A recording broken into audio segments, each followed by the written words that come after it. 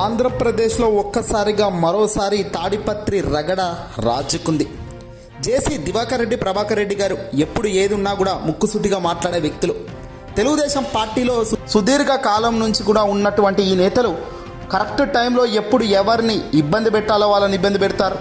మనసుకు ఏది అనిపిస్తే అది చెబుతుంటారు. తాజాగా జేసీ ప్రభాకర్ రెడ్డి గారు ఆగ్రహంతో ఊగిపోయారు.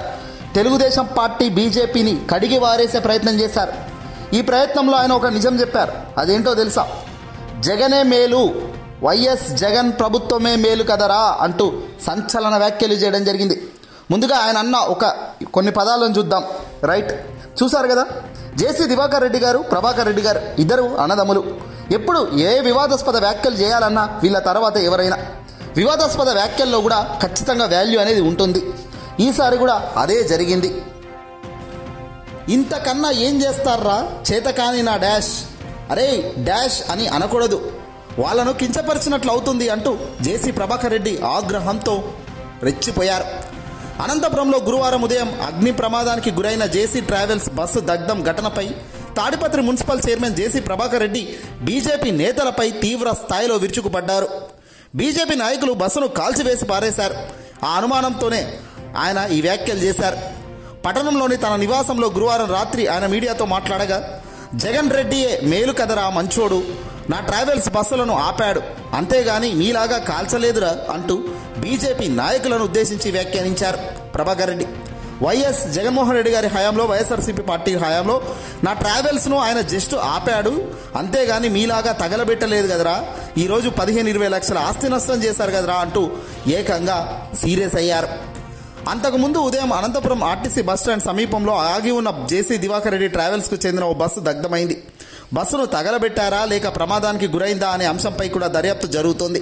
సుమారు 15 లక్షల ఆస్తి నష్టం జరిగినట్టు అగ్నిమాపక శాఖ అధికారులు అంచనా వేశారు.